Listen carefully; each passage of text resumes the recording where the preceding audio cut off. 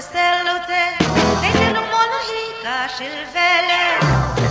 Tleitir lukir fengchhingi, Tleitir ke kursuilu, Tleitir samtan herleri, len ham Lungmawl.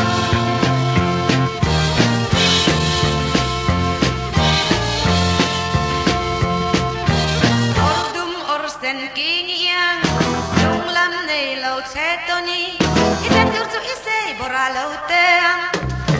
Tleitir lukir fengchhingi, Tleitir ke kursuilu, Tleitir samtan herleri, len ham Lungmawl.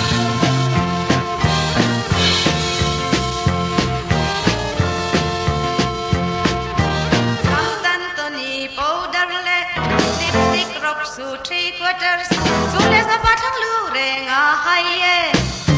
Tleitir lukir fengchhingi, Tleitir ke kursuilu, Tleitir samtan herleri, len ham Lungmawl.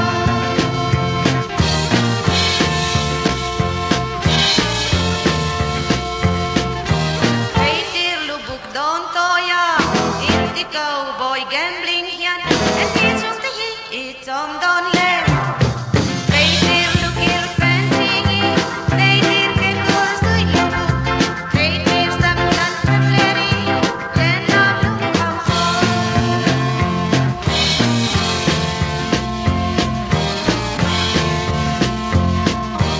Couple of walls like cha-cha-cha, drive flat road like quick stepping, Isan tersukum tuang arang vai mai.